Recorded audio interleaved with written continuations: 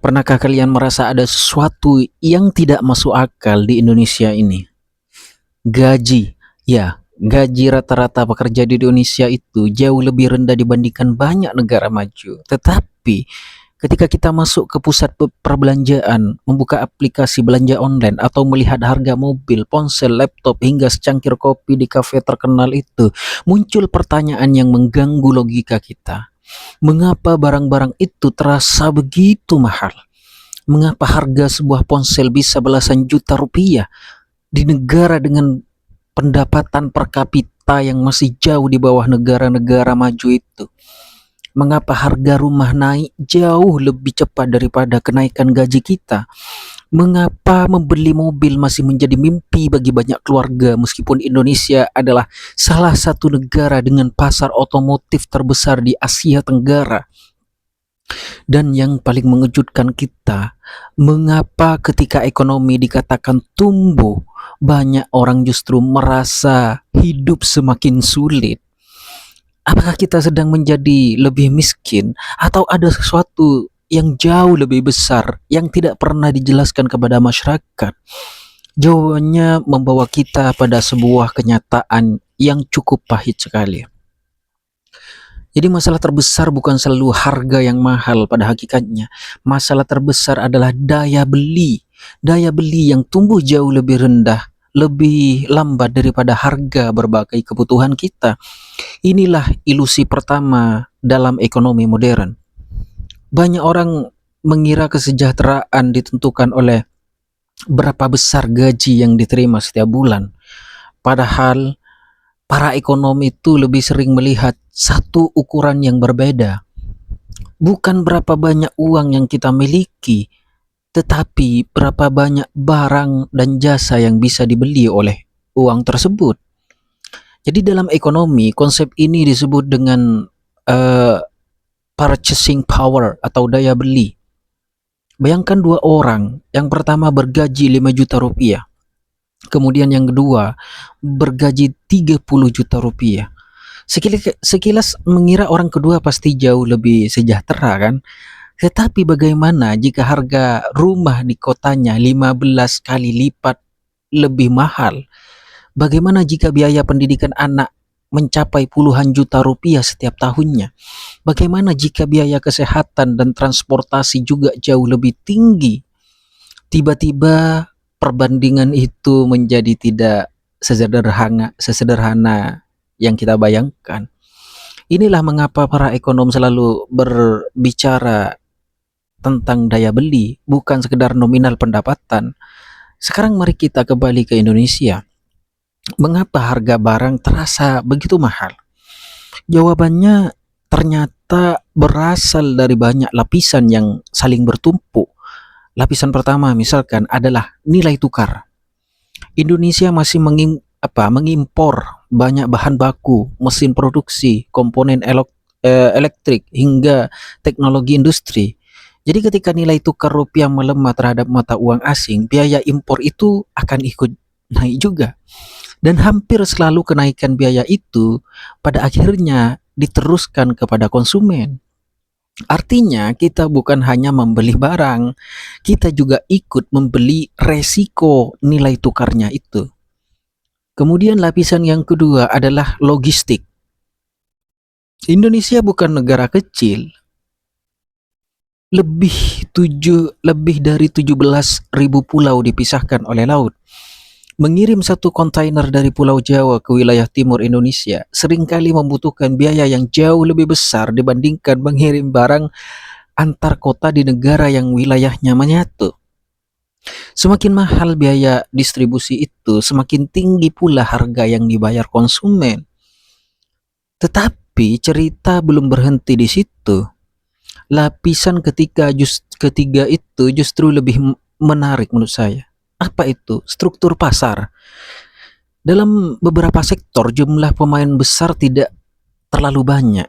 Semakin sedikit perusahaan yang menguasai pasar, semakin besar kemampuan mereka untuk menentukan harga. Itu yang terjadi. Bukan berarti mereka melanggar hukum ya, tetapi secara ekonomi, posisi mereka memang lebih kuat.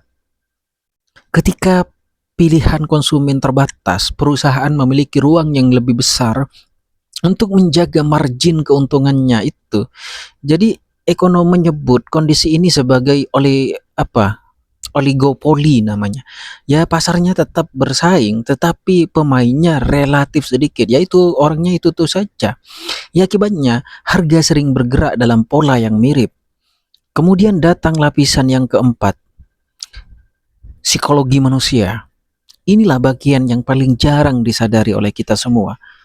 Pernahkah kita bertanya mengapa sebuah tas bisa dijual puluhan juta rupiah?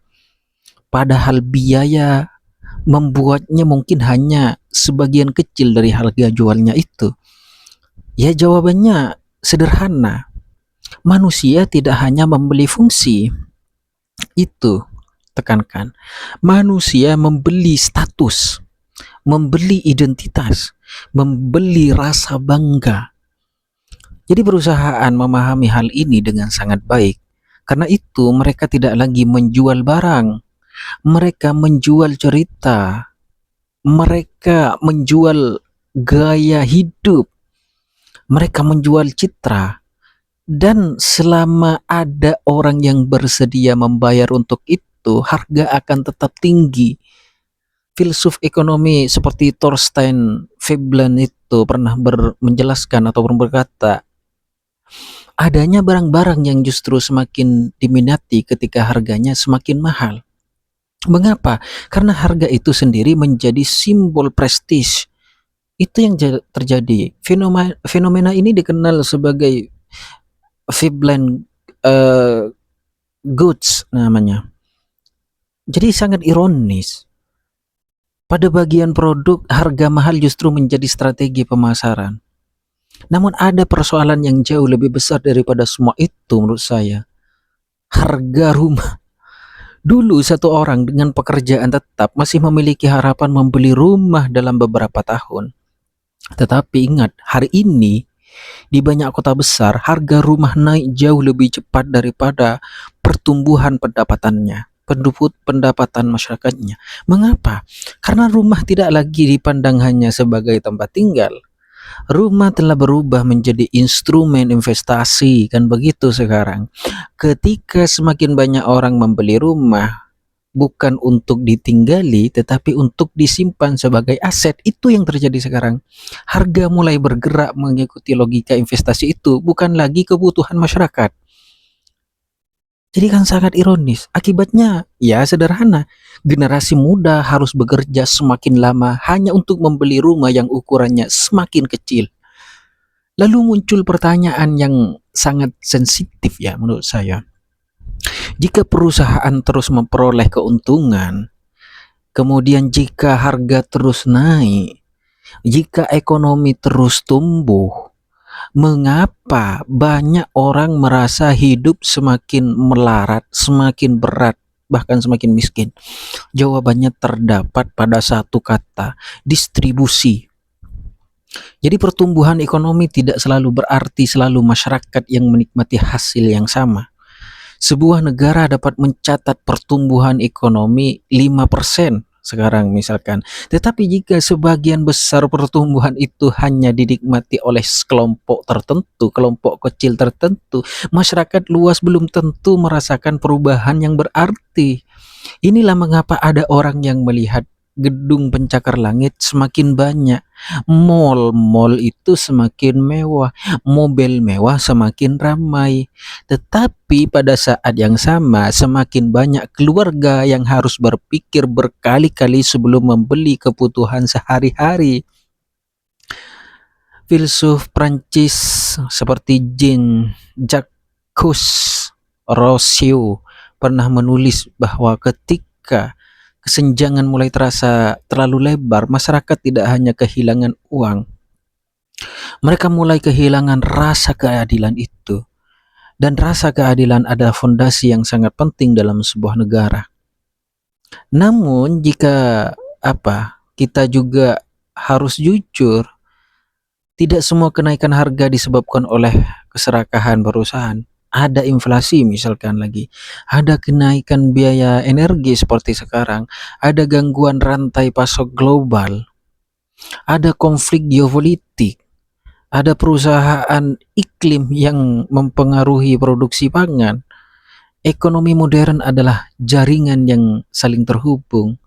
Gangguan di satu negara bisa mempengaruhi harga barang di negara lain ribuan kilometer jauhnya. Tetapi ada satu pelajaran yang paling menarik dari semua ini. Orang kaya tidak selalu menang karena mereka membeli barang lebih murah. Seringkali mereka menang karena memiliki aset yang nilainya ikut naik bersama inflasi itu. Rumah mereka naik harga walaupun tidak ditinggali. Tanah mereka naik harga walaupun tidak ditanami. Saham mereka naik nilai, naik terus nilainya. Sementara sebagian besar masyarakat hanya memiliki gaji habis sekarang, besok kerja lagi, dan gaji hampir selalu bergerak lebih lambat daripada kenaikan harga aset itu. Inilah yang disebut para ekonom sebagai wealth effect. Bukan sekedar perbedaan pendapatan pada akhirnya, tetapi perbedaan kepemilikan aset. Mungkin disitulah letak ironi terbesar ekonomi modern itu. Sebagian besar orang bekerja setiap hari untuk mendapatkan uang, bahkan 24 jam seperti saya sekarang ini. Sementara sebagian kecil lainnya membuat aset bekerja untuk menghasilkan lebih banyak uang. Pada akhirnya, pertanyaan yang seharusnya kita ajukan bukanlah mengapa barang semakin mahal, tetapi pertanyaan yang seharusnya kita ajukan adalah mengapa kemampuan masyarakat untuk mengejar kenaikan harga berjalan jauh lebih lambat daripada yang lain. Ya, karena ketika harga naik lebih cepat daripada pendapatan, masyarakat akan selalu merasa tertinggal. Dan mungkin itulah alasan mengapa begitu banyak orang berkata, ekonomi katanya tumbuh 5%, tetapi mengapa dompet saya tidak ikut tumbuh, malah makin boncos, kan begitu. Jadi pertanyaan itu mungkin terdengar sederhana, namun jawabannya adalah salah satu misteri terbesar dalam ekonomi modern. Itu yang terjadi.